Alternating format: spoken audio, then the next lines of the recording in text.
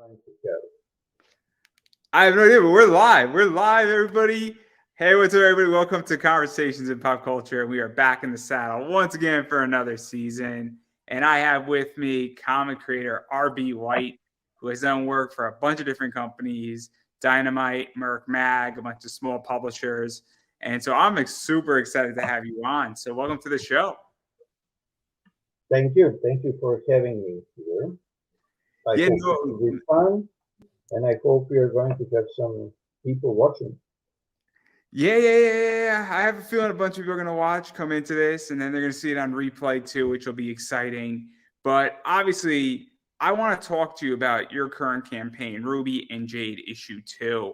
But before we get into that, I briefly kind of want to talk about your background because you've been doing this comic stuff for a while. You've been doing some animation for a while. Obviously, you've been an artist in Europe. I think you're in Canada now, I believe. I could be mistaken on that. Yes, I'm in Canada for the last 20 years now. And so obviously, I think it is important for people to know your background because you're not just doing the comic stuff. You have a very long history of being in the art sector and doing a lot of different things. And I think it's so interesting, your entire career. I've been doing a lot of different things because variety is also very important in this job because you have ups and downs in work, and I mean financial ups and downs. So if you are able to apply all those different type of skills in different industries, you are going to be employed all the time, and you'll be able to make a good living for you and of course for your family.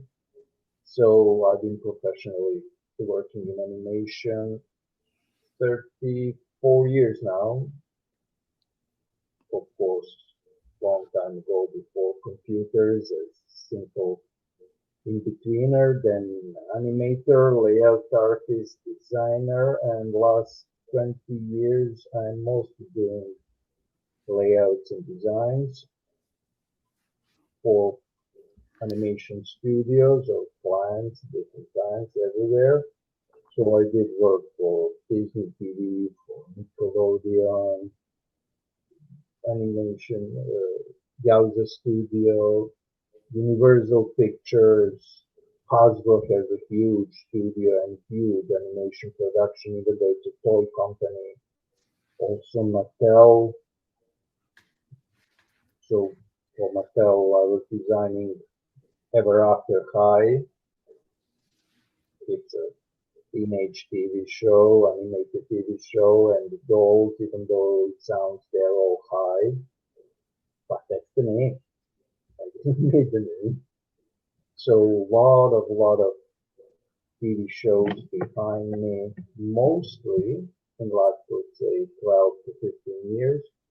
Clients are Hasbro, Mattel, and Spin Master toy companies who are using those TV shows as a promotional tool for merchandise.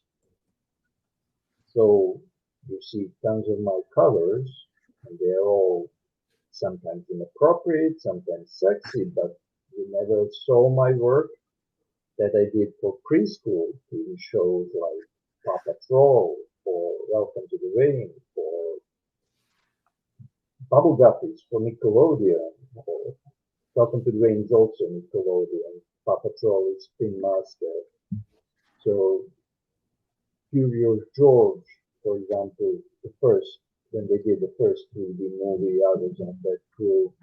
That was 17 years ago. So let's talk about that a little bit because obviously you have this animation background, you have this toy background that you've worked on, and then obviously you've done all of that, and I think you're still involved in that sector. And then yes, I'm always involved. That's a serious job. And so what is that like though? Because when animation right now, I'm a big anime fan. Animation and anime is a huge influence. It's really popular. And when people come in from animation and then they come into comics, I feel they have a very different perspective on art. They have a different perspective on how to produce a cover or how to do panel work. And what is that like for you? Because you've done a bunch of comic work and you're still In, doing uh, comic work, but what is that like? Because I feel it's a different perspective versus in animation and those major movies, quality is required to be on extremely high level. So you don't have time to fool around with your perspective, with your construction, with your anatomy, with the movements, with the proportions, all those technical things that comes with an art. So with that kind of drill for more than 30 years, anything you want in the comics, I can draw it. Very simple, very fast.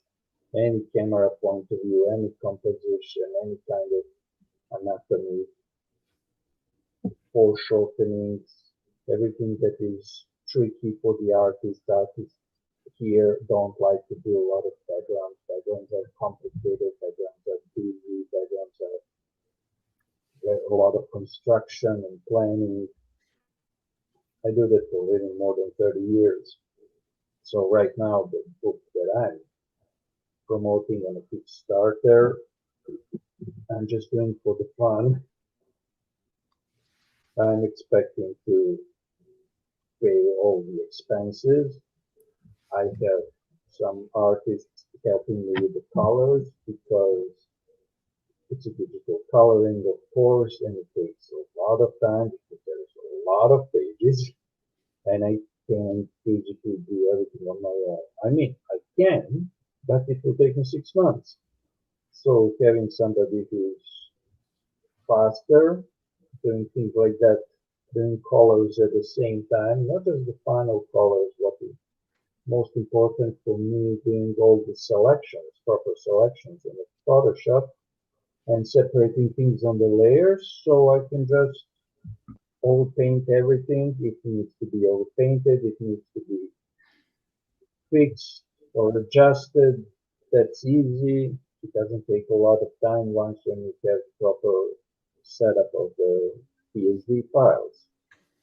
That's why I like working the comic books because it's fun and gives me complete freedom to do whatever I want instead of working on some preschool shows that are bringing a lot of money. Yeah, I definitely want to get into the Kickstarter and talk about that in a little bit, but I do want to show Mhm. some of your comic work and some of the covers you've done. And I figured we would start with Vampirella, and I'm probably going to do this somewhat out of order. And I'm only picking a few, the ones that I like the most out of your career. And you've done a bunch of cool stuff, and I know you've done this one. And this is Vampirella 20, and then there was a version of this one, and then there was the black and white version of this one. And this is definitely, You missed Vampirella 19 as well. I have those somewhere in here. We're doing them out Okay, of of course. You I don't have to go in order. I promise we're mixing it up a little bit, everybody. We're mixing it up a little bit. Hey, But I well, think I think number 23, Montreal 23 was fun. I'm not sure do you have that one because I suggested them to do not the black and white version like you see grayscale, but to do pencil version, and they actually did it. So I'm not sure if you have that one. Not that one. That one was done for Comics Elite. This one, yes, that's the pencil version. Thank you for having that. I yeah. wanted to So show, this is the I wanted to, version, right? yes, That one. This is the trade dress, and then this is the mhm. pencil. Yes, I wanted to have pencil because I like pencil. Pencil is always much nicer than a digital color, and I do inking, of course, on the paper. I don't do digital inking. I mean, I can do it, but I don't like it. And also, when you do traditional pencils and traditional inking on a paper, you can always sell originals. And digital, you can't sell. You can just make some prints and that's it. And original artwork is really, really beautiful once when you frame it or put it in your portfolio. Yeah, and even to talk about that element where obviously, when you do something the pencils, you have the original inks. Obviously, you were saying you could sell it, but also it's, there's an art form to that as well when it's an actual pencil sketch versus, I feel, done digitally. And I think it's a lost art, in my opinion, at the very least, when a comic creator doesn't know how to draw on a cover. It becomes an issue because they're so familiar with drawing on an iPad. And I think it's a real problem that's occurred in comics. And I'm curious what you think about that, because, and this might get us into some trouble, but, I'm not shy to dive into that. Before softwares, it was hard to be an artist. Now with the softwares, a lot of people who don't know and don't have any clue about the art can be artists. And nowadays with the AI, everybody's artist. So people think they're creating something. People feel that they're creators, and they're not. All those softwares are also giving you options to adjust everything, even to adjust your line. So you think you're drawing something, but you don't know. Computer is just fixing your line, like in Anime Studio, Sketch Pro, Procreate, or Art Rage. They're helping you. They're crutches, giving you actual feeling that you're creating something, but you're not. If you want to see what artists can do, just give them pencil and the paper, and that's it.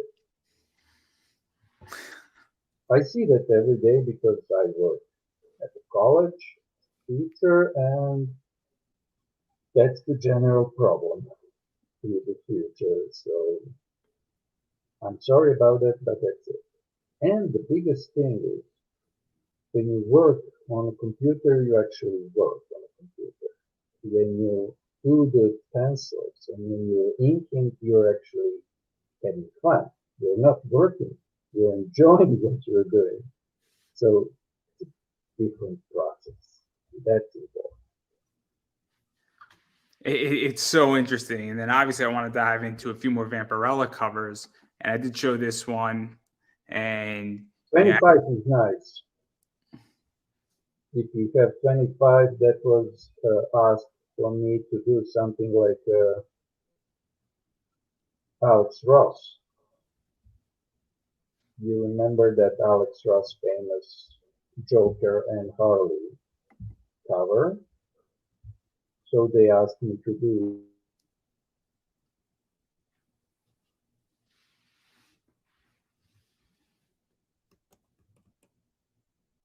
I don't know.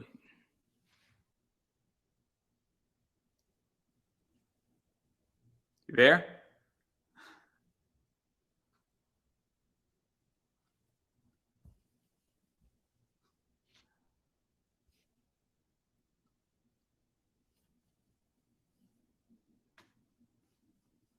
I don't know if you're there.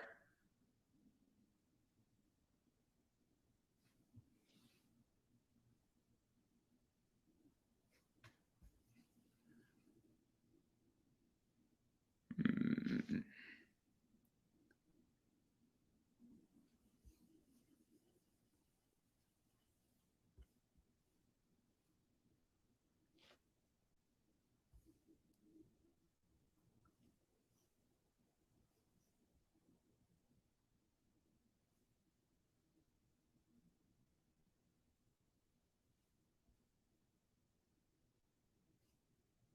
I don't know what's going on.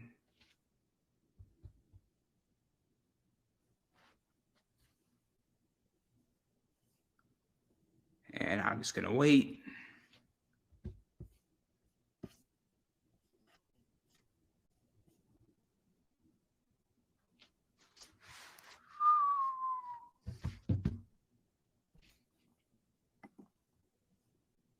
Hopefully you're back. Here, bud. You're good. You're good. You're good. You're back. It's all good. Thanks. I don't know what happened. Internet told me that I have to reload again. We are talking about Vampirella. Yes, we are. Are you looking for the covers? I don't have them now. I mean, this is another one that you did, That was done for Comics Elite. and then this is the pencils of that or the inks. Inks, yes, for that one. And then I think this is the trade. This is that's not the trade. That's this right here. There's this one right here, and you got those two. And so, what's the story behind this one? Because I like this one a lot. Obviously, I like Comics Elite.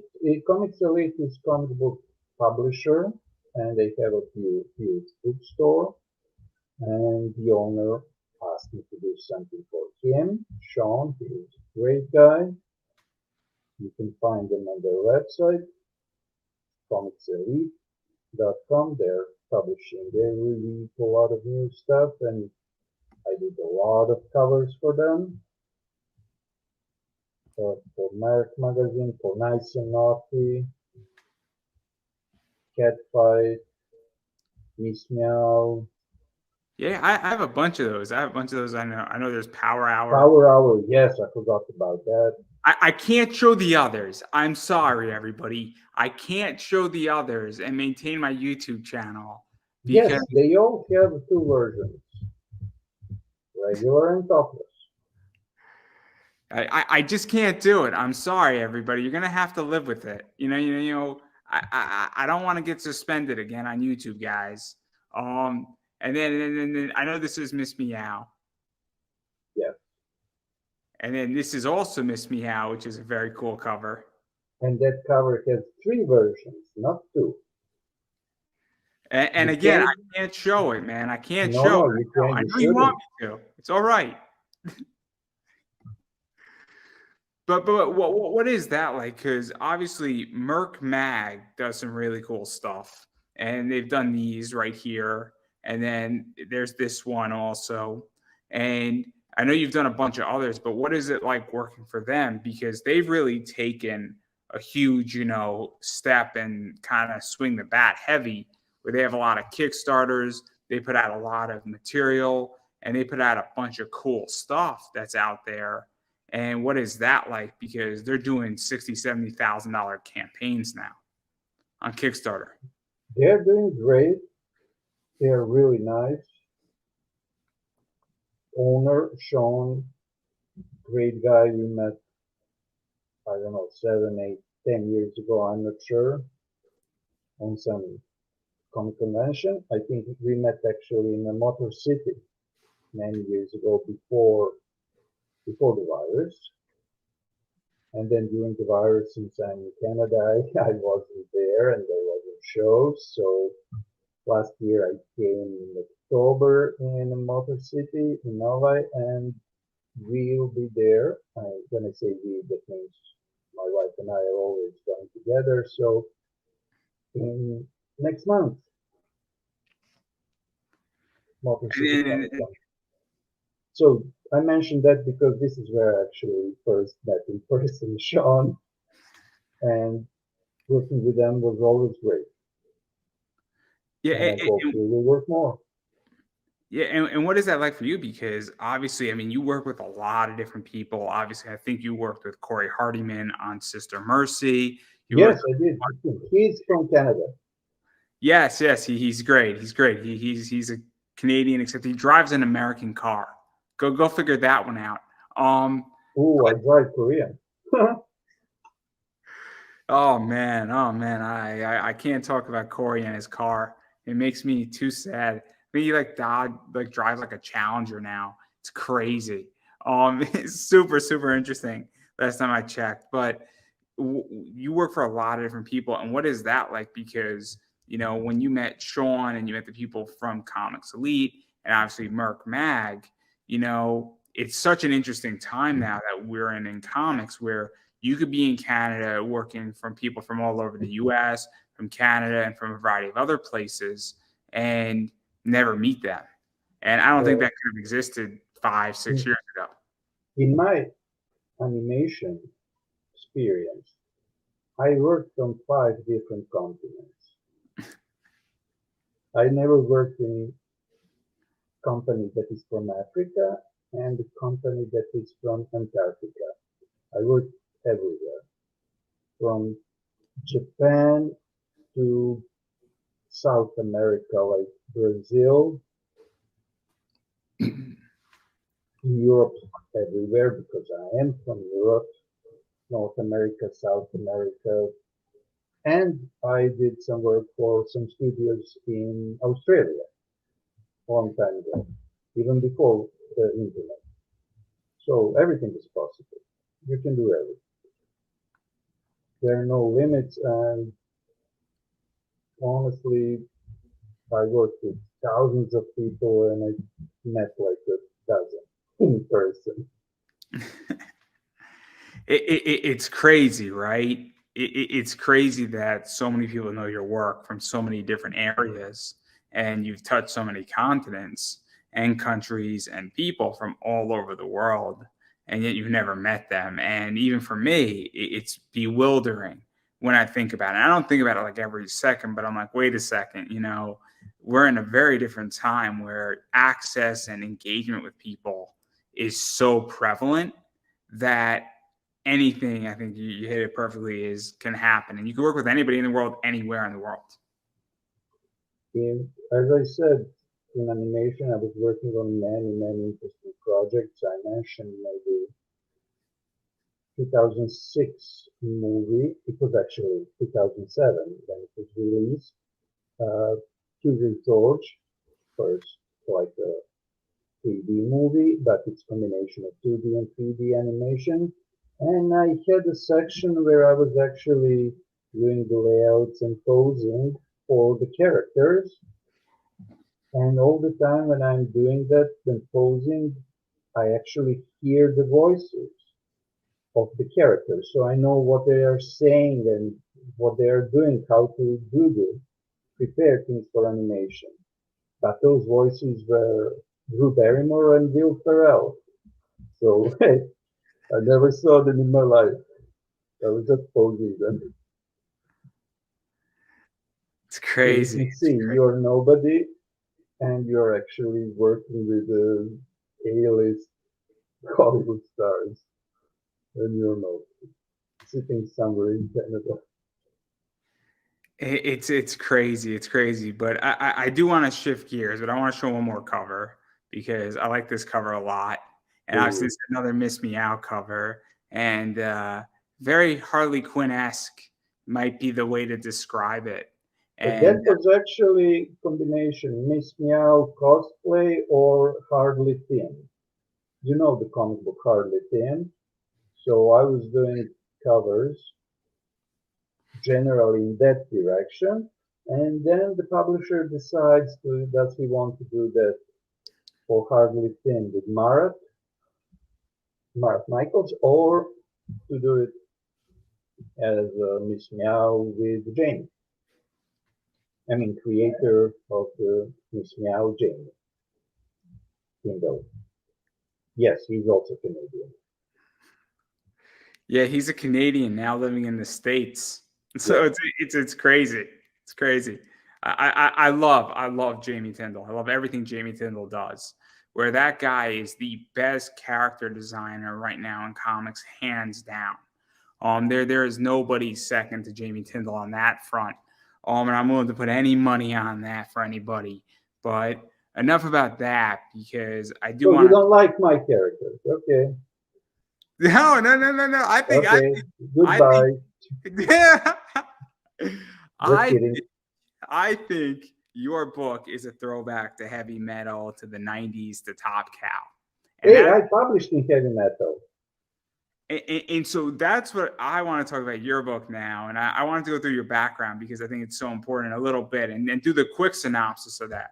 I could spend hours talking about your background and we would never ever run out of things. But I do want to talk about your Kickstarter because I get this Top Cow, bad girl, heavy metal vibe, fun vibe from your book.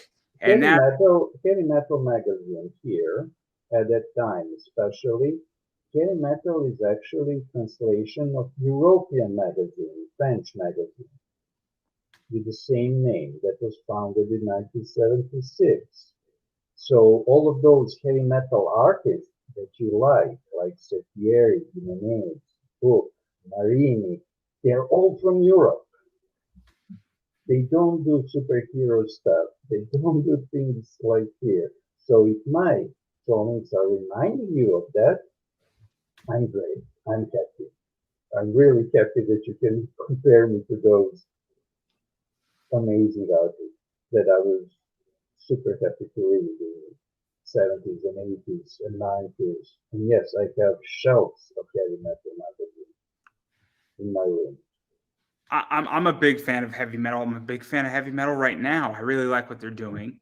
I actually think it is a nice shift. And then I've gone backwards and I've read some stuff because I'm 30, so I was not alive when this stuff was coming out. But I love the movie Heavy Metal. I love the concept, obviously. Which Heavy one, Metal. first or second one? Oh, the first. I mean, the second one was horrible, man. I would have to revoke your card if you like the second one. I mean, that's a disaster. Interesting thing with the first one is that I think half an hour or something was actually done here in Canada. And one of my friends who worked on that movie actually gave me one original cell of Tarna. So I have Tarna framed in my room. Original. Color key. Sorry. Second one is mostly Kevin Eastman and Simon Bisley. And yes, I met them both. They're both great artists. I love Simon Basley too. I mean, my friend Ozzy Longoria is working with Simon Basley on something, and it's pretty cool. So I love everything Simon Basley has done for heavy metal. I just can't get past the second movie. I'm sorry. It has nothing against Simon Basley. I just can't do it. No, movie is a completely different medium from the comic books. So you can't just make a good movie with two or three or four guys with the ideas. You need to have like 50, 60 people who are separated on a different levels of art, art direction for everything. So that was maybe one of the downfalls of that movie, and you're right. But I do want to shift back to your book because obviously you have Ruby and Jade issue 2 that is Mhm. currently out on Kickstarter. I know you're funded. And what is the basic premise for those who have nothing, no idea what this book is about, what's going on? Obviously, there's some family feud going on here, and there's some other stuff. Regular family feud just because they're sisters, they're actually overlords of overworld and underworld, and they're fighting each other. And you will see in my book when you read the first one, second one, I already wrote the third one, so I'll probably be drawing the third one during the summer, and maybe on or maybe October, September, October, there will be a next issue on the Kickstarter. You will slowly realize that in the third book, and then continuously, there are no good guys, bad guys relationship in this book. They're just bad guys. Yeah, let's There actually is talk about there that. is no positive things. It's just a lot of fun, a lot of action, and not single positive politically correct character. Yeah, let's talk about that because that's what I like about this book in particular is that these are not good people, for lack of a better word, but they're fun characters and they're They're doing. fun and you're getting attracted to them because they're more realistic. And as you said, they're not good people. Yes, they're realistic. This is where I'm going with this because this is my problem with comics right now. And as a reader, I want books that are realistic. I want books that are fun, and I want books that reflect what society is. And I think a lot of creators want to create this ideal angelistic character, and they keep forgetting that you don't need to have a perfect character. You don't need to have a Superman, and it's okay to have a hateable character. It's okay to have a bad person as your character. And I think it's a real, skill what you've done here, because this is supposed to be a comic book and it's supposed to be fun and it's supposed to be entertaining. And I think a lot of creators have forgotten that you're supposed to tell a story to get me out of whatever day I had, whatever set I'm in. You're supposed to tell a story to make me escape. And that's my biggest problem in comics. And I think you're hitting it with this book is when I'm going to read this book, or anybody for that matter is going to read this book, they're going to be like, cool, my problems don't exist in this world. And maybe it takes me 10 minutes to read your comic, but for 10 minutes, I'm not thinking not about me. And I think it's a real skill set. That's a nice thing to say. Thank you so much for nice words.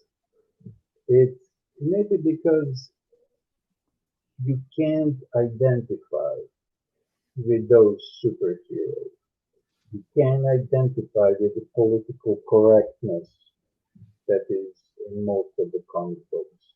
You can't identify with people who are saving the planet, saving the universe, saving the galaxy, being the guardian of everything that's good. Because that doesn't exist. But you can identify with people who are just constantly complaining and bitching about everything with funny and I hope witty comments. So actually not explaining a lot of things like, look, here's our enemy. We are going to fight against our enemy. And hopefully we are going to win, like, so what are you doing? You're digesting the whole book for everybody.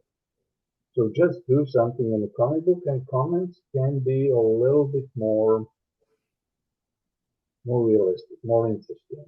Maybe watching some European movies will also help instead of watching Hollywood type of stuff where everything has to finish nice and everybody's happy and everybody's just expressing their feelings and hugging each other. No, let's have fun.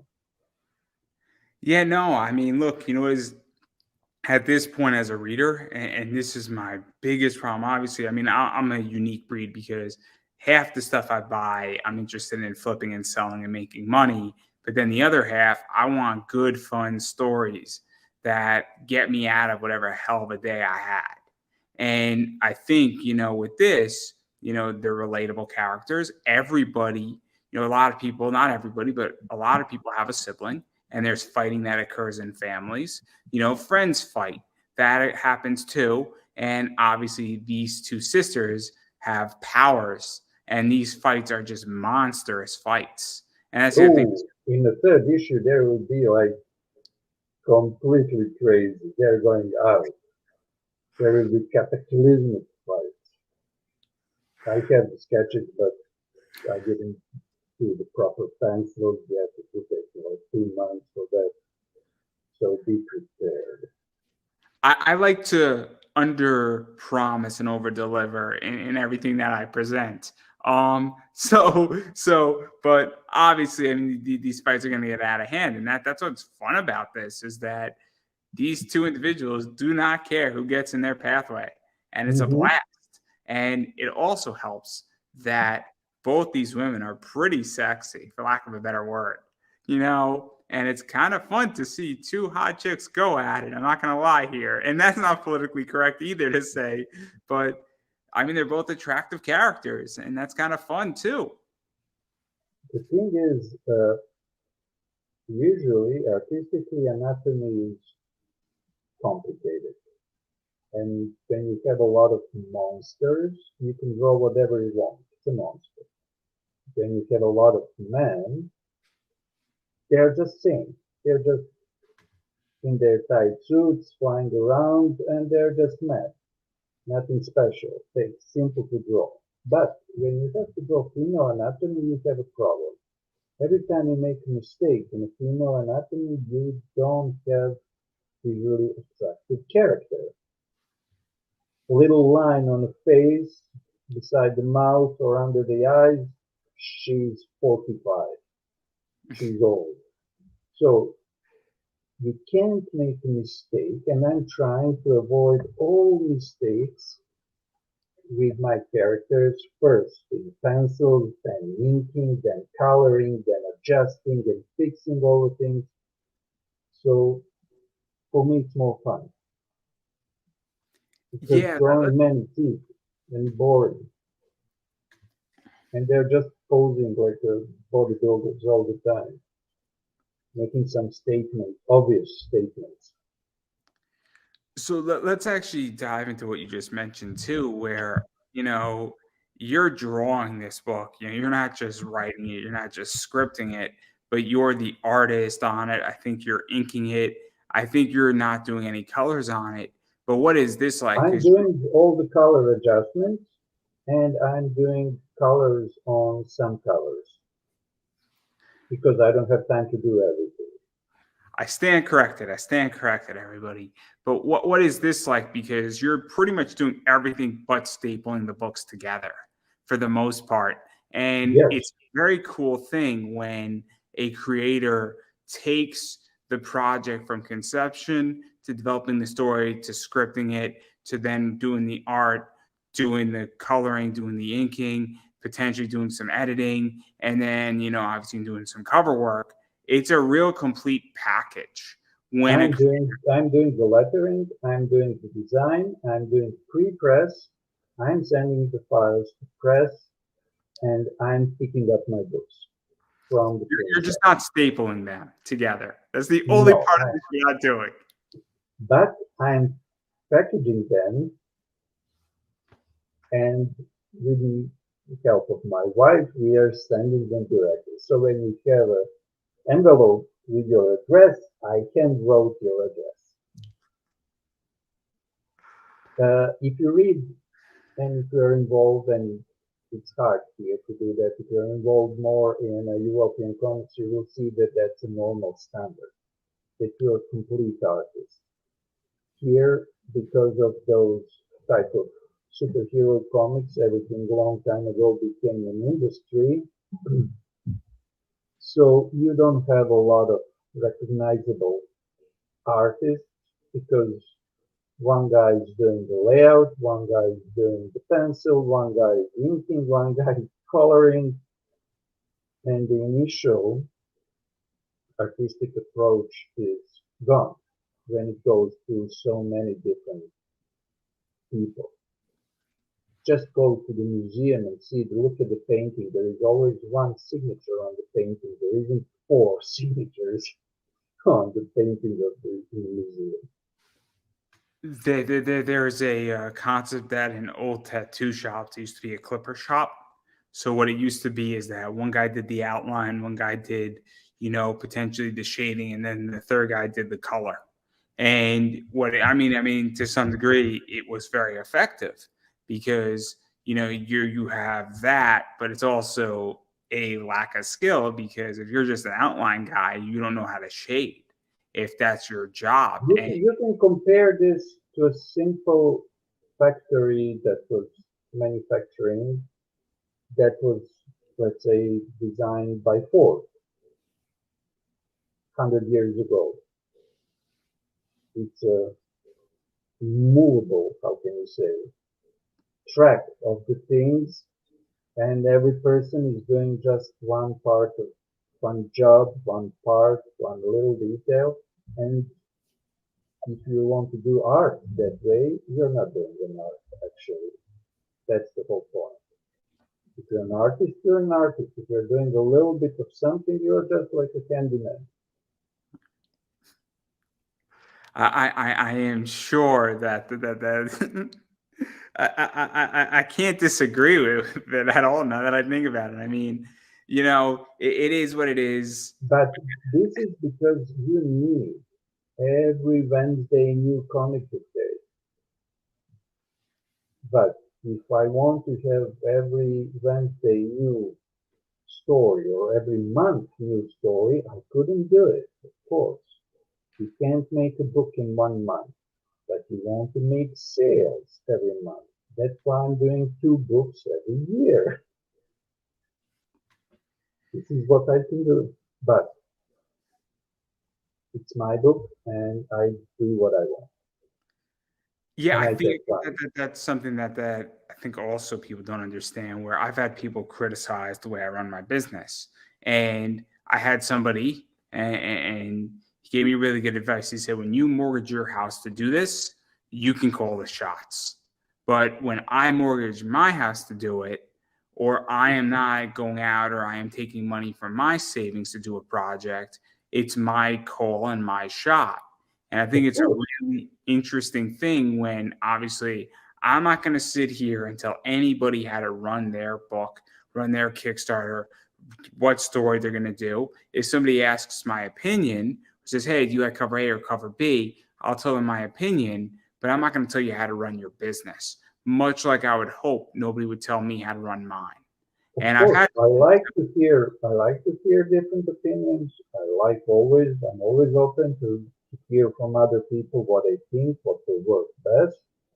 But I also want to hear how did they base their opinion, because if you have experience of like 6 months reading superhero comics, please, like you don't have experience at all.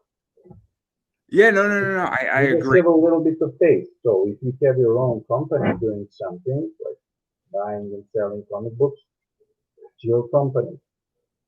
And I will always help all independent comic book stores and comic book sellers, because I'm not helping you.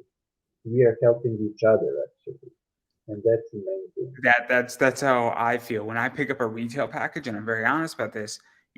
I'm helping that independent, Kickstarter get potentially to a new customer, and they're helping me. And if I'm making $5, $10 on your book, but obviously you're making $3 by selling it to me, well, who knows? Maybe if I find you 10 new customers, that's clearly worth more. And it's very interesting. But you mentioned something about opinions and things of that. And obviously, you stated it, I think, very well. And I think it's a very good lesson, is that opinions can be very helpful, but it's what are they based in? So I've Based had, on the knowledge, nothing else. what did you say? Opinions should be based on a knowledge, not on a taste that is like, hey, I have taste for this book this week and next week something else. So I mean, knowledge, experience, education, artistic knowledge, all of those things are important. my opinions have changed on certain things. I'm a big crypto guy, and my opinions changed on that because of two reasons. A, somebody I trust convinced me otherwise, and it was an act of faith to some degree, what I took, but it was also track record, and it was also recognizing where something is going. But it's also who is saying it sometimes. Where somebody has a very good record, what I find is I'm more likely to take what they're saying and their thought process heavier versus somebody who says, "Oh, I don't really like the way you sold this book on eBay, man." That's a little bit different. Where, but if another eBay seller said, "Hey, did you think about buying this?" or you're looking at this, obviously they have a different opinion. Or I have friends who are big comic collectors, and they've shifted my opinion on things as well. But I agree that it's definitely based on knowledge, experience, and a variety of other stuff. And it's also who's saying it. Because if somebody prominent says something, that's going to carry more weight than somebody who is, nobody. But I digress massively. I do want to talk about your rewards though, What because was, on your Kickstarter, I don't know. Which one? What do you mean? your covers. Ah, my covers. Aren't they called rewards on Kickstarter? Like, or are they pledges? Yeah, I'm so Aha, rewards. Sorry. yes. Rewards. I said like awards. What awards? Oh, I said rewards. No. It's just because of the loudspeaker. My loudspeaker is maybe not so good. I misunderstood. Rewards. Thank you. Oh, I thought My I was covers saying are oh, fun. wrong this time. Clearly, I thought I've been saying it wrong for the last like 10 years. Oh my gosh, this is really bad. No, sorry, it's my loudspeakers. So this cover that you're showing right now is colored by Sanju. Everybody knows Sanju. He's He's been from on this India. show. He's been on Sorry? this show. Yeah, yeah, Oh, yeah. you know. He's great. He's from India. He's great. Okay, so everybody knows him. Of course, I did pencils and inks. And then this is the same version of that, a little bit reversed, I think, because I think Upside that down. the red one's on top, and this one, the green one's on top, and this also is obviously nude. So what is that like to mix it up and then also have a nude cover with it and then have fun with that because people like nude. I did bunch of covers with him, with Andrew, and all of those covers were done in two, sometimes three versions, depending on the position of the character. So with him, it's always fun to work. Of course, he just did one, and then I do the editing, rotating, covering, changing the backgrounds. He's supplying me with the PSD file, so I can just do all the adjustments and editing that I like, that I prefer. So great working with him. Second cover was colored by Chuck Michaelova. He's from Philippines, and he's also a great artist. I'm not sure, do you have that one? That Oh, this color, one? yes, only Ruby. And there are also two versions. Yeah, so let's actually talk about the we'll show the third one too while we're at it. Third one, I did the colors. There's this one which is cool, and then this one's awesome. Like I like this one more than I like the first one, and I'm not a big nude cover guy, but I like how we could see her wings in this one. That you can see the wings, and those are little things that people don't notice, like a little bit of color theory that I actually teach at the school when you're applying different kinds of contrast, values contrast and color contrast to your artwork to achieve certain effects. I mean, you said wings are awesome. This is because I don't have a background. And I reversed the color of the plane, so the plane is not green in that one. No. It's very cool, and even to go into this too, right here because of this one. Obviously, I mean, I don't think you reversed much on this one versus this one, but even on this one, you have the red girl and the red sister downward, and then you have the green sister sitting on top, and then on this one, on I guess the safer work one, the red sister is sitting on top, and the green sister is sitting below. But what's crazy is that It's made to look like a playing card. yes, I was going to go with that. But That's the whole point. What I love about it is that this is completely reversed. So you almost just like flipped it's upside down. It's so cool. It's so cool, and it's so brilliant in so many ways because it's so simple and it's brilliant. Yes, because I'm cool and brilliant. No, I'm kidding. You should have just ran with it. Oh, I love it because some people would want to revise and leave it as it is, but to mix it up is fun. And I think again, this goes back to having a good time in comics. And also, if you have a nude cover, and I know Steph Wilson does this really well, where he'll make his nude cover a little bit more fun. So he had one where the girl was clothed and it was just like chibi bat. And then when her top came off, all these like 10 other bats showed up to kind of look, and it made the cover fun. And that's what I see happening here is that you're not necessarily making it fun, but you're mixing it up so that it's providing a different cover, and it also creates an incentive for somebody to get both if they like both. Incentive is always important. You as a seller know that, and nude covers are always hard to make and to print. and they're a little more expensive. So besides doing the nice art, it's also nice to make a little bit extra money. I mean, the nude side of that is one thing, but I even think that if you just had this cover and you had it reversed also, I think that would be great too, even in just a safer work, because I think it creates, an alternative. And that's what I love about this is that it's creating almost a dual alternative. And I think it's even more brilliant than people realize because now if you want both girls on top and on the bottom and you want the full playing card experience, you have to get both. It's brilliant in so many ways, and it's like the art of selling without selling. It's so smart. Hopefully, hopefully maybe in a fourth book or fifth book, I would have enough images to make a full playing card set as an add-on. So I know it will be a low run and it will cost a lot, but it will be fun. It's so smart. It's just so smart. And then obviously, I mean, it's just really, really, really just smart and brilliant and clever. And I Thank know, I you. know.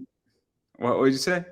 I just said thank you because I think it's not so exclusive or original. It's just because I'm old and that's it. I did it so many times. But that's the thing. I think everybody, and this is just my opinion, and I'll be very honest. I think everybody is trying to do things that are so complicated. And I'm a huge wrestling fan. I'm a huge anime fan. And what I find as an individual is that the simplest ideas sometimes are the most brilliant because nobody's doing them, and they're staring us right in the face. And simplicity works, and that's why I say this is brilliant because to me, this Simple is is hard to do because you can't make a mistake. If you are doing with tons of lines and details and interesting things, you're actually overwhelming the audience, you're covering your mistakes, and the audience can see what are the problems. Here in this cover, it's so simple. You just have a positive and negative space that is attached to each other, so they're complementing each other with their qualities. Yeah, no, I just I absolutely I think it's simple. Things that are simple, you said it perfectly, are hard, and also, I don't even for me, it's just like it's so obvious after you see that cover A to do the exact same thing with the naughty one, but flip it upside down.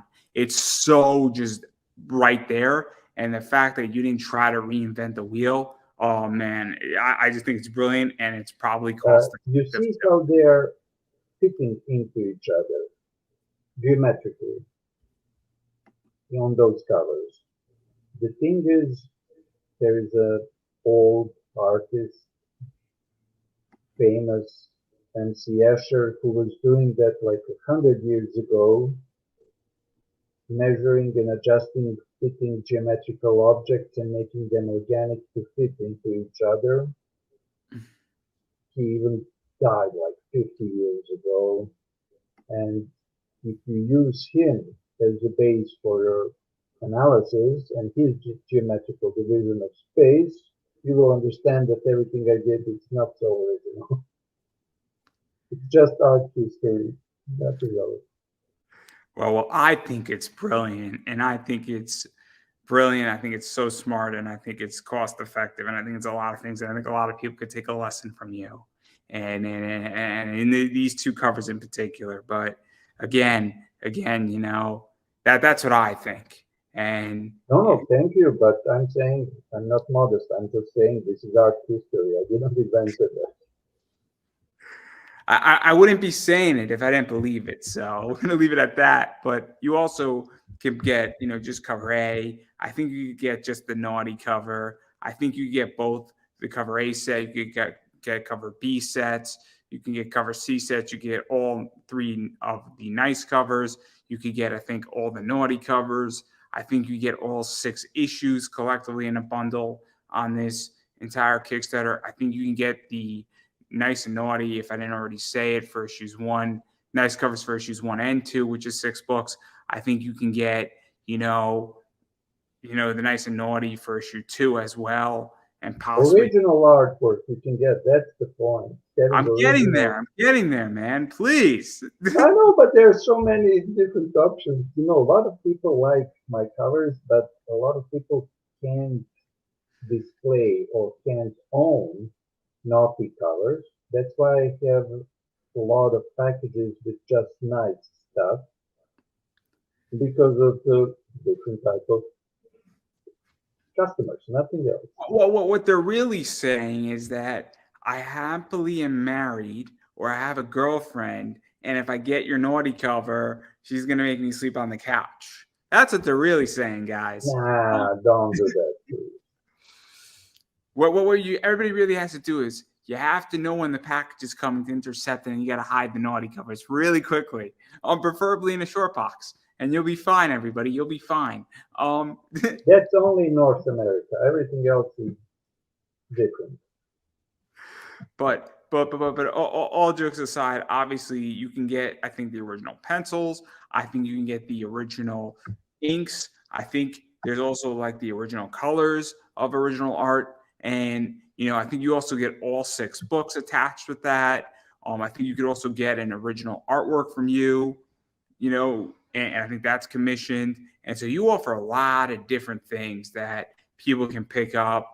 And obviously you've done a lot of work for a lot of people. And so what is that like? Because people can go as far as they want to go on this campaign. Not just that. It's because a lot of people like what I do, but people have different financial situations. So if somebody wants to afford something super expensive, I will give him super crazy, elaborate, big, full color original artwork. If somebody just like my work but don't have an extra money, it's hard times, inflation is crazy, interest rates are crazy, okay, you can just get one book. What can I do? The worst part for the backers and for me is that I live in Canada and the postage rates are very, very high. Also, all the shipping materials went up. So comic book mailers used to be $1, now they're $3 here in Canada. Yeah, but let's actually talk about what you just mentioned, because this is one of the things, and I'm speaking with Hart Fisher about this of all people, is understanding, your audience and understanding different price ranges and understanding, and I was speaking with Matt Knowles about this too, is that, different areas in America, and I don't know about Canada, have different economics. And so you need to build product for different, I guess, groups, where one group might be able to afford a $50 book and another group might only be able to afford a 10. And, my view on all this, and this is just in business, is you want to have merchandise for every single group, where somebody might be able to afford a $300 Kickstarter package and somebody might only be able to afford a $25 one. And you want to hit both targets, because if you exclude one, obviously you're losing clients, and you don't want to lose clients. I mean, that's just bad business. Like if people can't afford original artwork or small commissions or the big packages with 12 books or 6 books, they still want to enjoy the story. They still want to have fun. So giving people something for the lowest possible price. So after paying the artists, colorists for helping me, paying the postage, paying the taxes, fees, Kickstarter fee, money transfer fee, whatever, printing, of course, in those small, let's say, lower amount of dollar packages, I'm not making anything, literally. I just give those books at cost. It sounds weird that you're not making any money, but on the other hand, there are also people who like to have original artwork, and I cover all my costs, all my work with them. So it's not like hitting the target with the different customers, but giving people fun, opportunity to have fun and to read the book. Yeah, and I'll be very honest. I mean, I can't afford a $900 commission or a $350 commission. Obviously, I run an eBay business, and that does well, but I'm not going to go put the business at risk. But I can afford a $25 book or a $50 book. But even, I think most people can't necessarily drop, 350 bucks, 400, 500, $600 for certain commissions sometimes, but they say, look, I'm happy to buy your book. And also there's the other side of this too, where I come across somebody's Kickstarter and I'm like, cool, your book's $10. I'll risk 10 bucks or I'll risk $25 to try your book. But if your most expensive package is 100 bucks, I'm probably going to say no, thank you, because I get priced out very, very quickly. Where, and I use, a variant rule at 20. So between $15 to $30 for a variant on Kickstarter is where I'm at as a consumer. And a cover A, I'm at 10 to 15. Sometimes I understand why it's more, sometimes I don't. And it depends on the book, it depends on who's worked on it, but it's a very complicated thing. But again, Honestly, I can break down the math for everybody. If somebody's saying this is expensive, tell me, what do you think and why do you think this is expensive? And I will explain you everything regarding the costs that is involved in producing the book, because I'm doing the whole production, and what are the costs of the artists that are helping me with the colors, and then if it's a commission, why is commission expensive? For example, if I spend on a commission 2 days and I ask, let's say, 400 bucks, that's a 200 bucks per day. Then you split it on the hours, that's like 25 bucks an hour. So it's not like a highly paid job. It's like I'm not barely paying the bill type of job. But believe me, every once in a while on eBay, somebody says, "Cool, I'll give you 20 bucks for this book," and I'm like, "Well, this book was $25 and it was brand new. It's been out of print." It was like, "Oh, I'll give you 25 bucks for it." I'm like, "No. You have to understand. eBay takes 13%. I have to pay taxes on it. I have to set money aside. I have to make a profit." And the person's like, they're like, "Oh, you could just sell it to me for 25 bucks," and I'm like, "No, I can't, because I'm going to lose money, and there's expenses with things." So I get it completely. I'm just saying, as a consumer, my numbers are set in a certain parameter, and I'm not the only one, and it's what I feel comfortable with. But if somebody wants to charge more and they can get away with it, God bless you. All the more power. My numbers are not the same as somebody else's, and they may or may not agree with the market. But that's where I'm at. But again, I digress, but it also depends on the creator. It depends whose book it is. It also depends, what stretch goals they have. It also depends, how well do I know the person? It also depends where they're at. It also depends how big the book is. There's a million factors that depend. Because if you're charging $30 for a 144-page graphic novel on Kickstarter, that's a little bit different than if you're charging $30 for a 12-page book. A little bit different, right? I mean, so that's where I'm at, but I digress. There are different types of math that you can do depending on printing costs. Where are you doing the printing? Are you doing printing here, or are you doing printing in China? Because here you can do smaller runs, but it's way more expensive. There you have to go to the offset print, not digital print. The runs are huge, but the price is down. So you need to have huge amount of books done to lower the amount of dollars that you have to invest in the book. Then you can sell the book cheaper, but you need to build also huge audience. So it's just simple math. What I do with my basic packages is I just cover my costs. Hey, it is what it is. And you know what is? again. I have different parameters that I set up that work, and the market sometimes agrees with me, and sometimes it doesn't. As far as Kickstarter, but who am I to tell anybody how to run their business? I'm not going to tell Yeah. any creator what to charge, what not to charge, and that's just that. And The obviously, thing is, this is your business, and in my point of view, I can afford not to make any money on basic packages. I can afford to make zero, break even, and to have fun. And that's the whole point. So people can read the book, people can enjoy the book, and if I make like $1 or $0, okay, I will cover up that cost with my work at the studio, and I will just transfer the money from one to another job. but you also have the luxury that you're doing issue 3, and then potentially you're going to do an issue 4.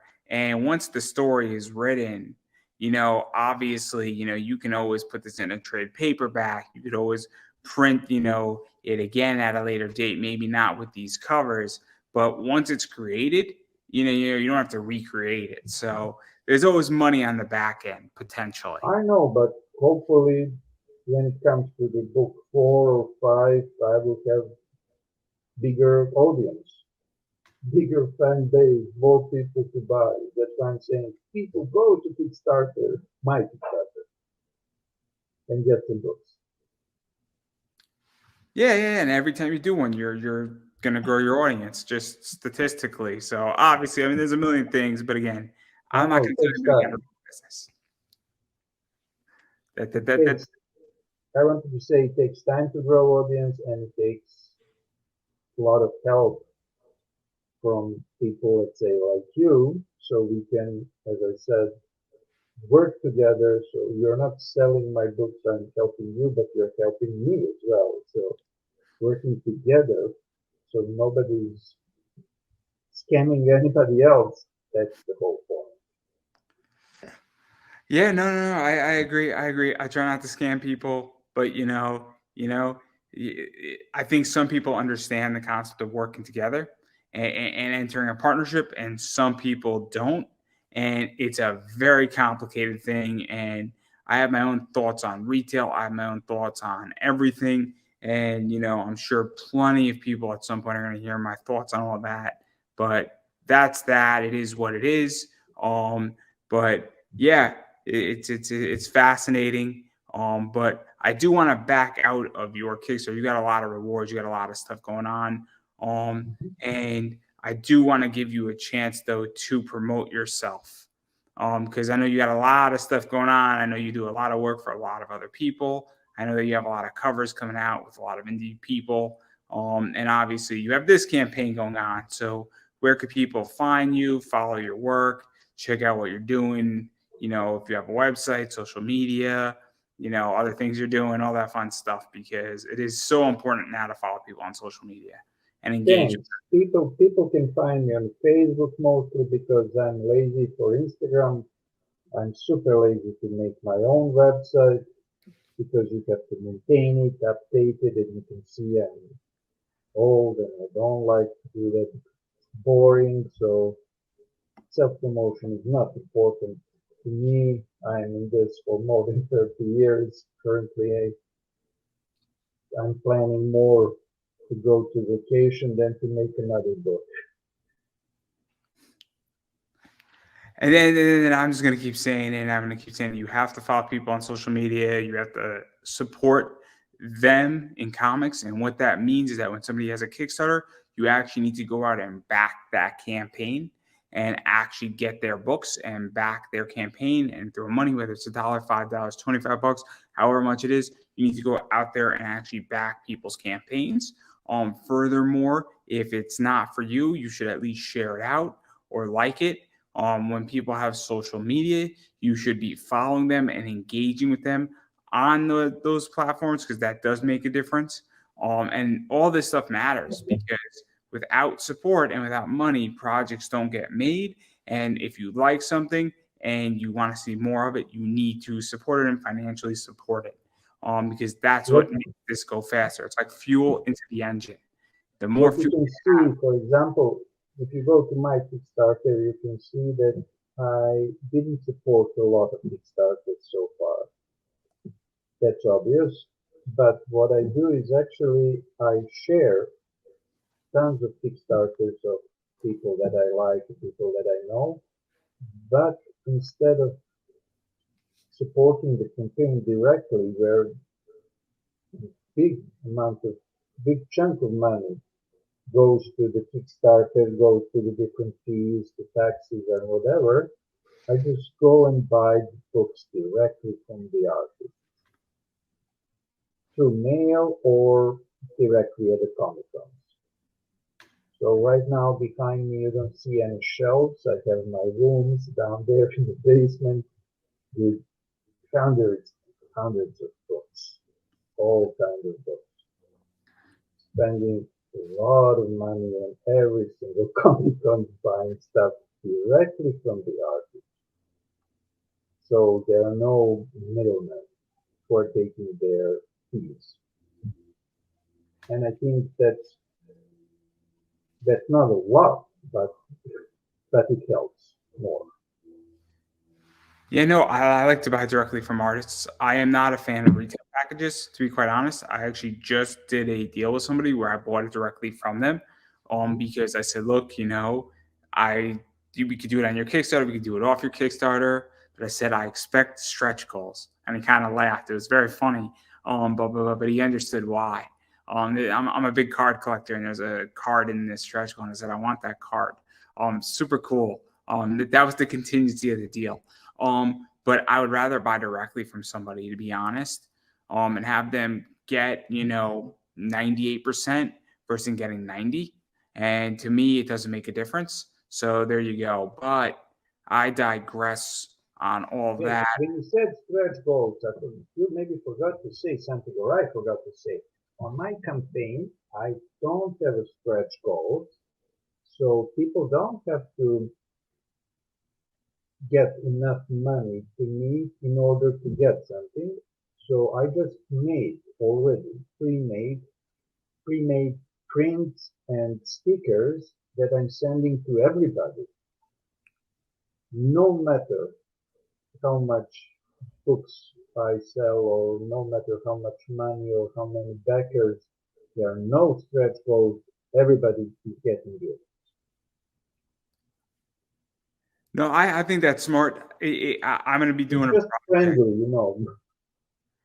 I'm going to be doing a project at some point this year or early next year, and I am not going to reveal any of the stretch goals, and they're all going to be secret. I'm going to say it's unlocked, but I'm not telling you what it is, and it's going to be fun because you're going to be like, this is kind of cool, and I'm willing to take a gamble that I'm like, we have stretch goals, and yeah, I don't want you to know what they are because you're going to be pleasantly surprised. And I have a feeling people are going to be like, dude, like, why didn't you tell me this was happening? And because that shouldn't be a reason why you back this book. And I'm a strong believer that I love stretch goals, but stretch goals should not be a reason you back a book. And I think it's actually really toxic that people back projects based on the stretch goals. And I think it's actually really bad versus supporting the book and then being like, oh, snap, we had an act of faith, and these stretch goals blew us all out of the water. But again, I like taking big risks, and I like going against. No, that's a good thing. Send me a link once when you have that campaign. I would support you. Oh, I got some seriously cool stretch goal ideas, but they're all going to be secret. They're all going to be secret. It's going to be awesome. It's going to be, and people are going to open it and be like, what the fuck's in this package? It's going to be great. But I digress. Maybe some socks with your characters printed on. That's actually a really good idea. If I could do it affordable, I would absolutely do it. It'd be great to be like, dude, this is wicked crazy.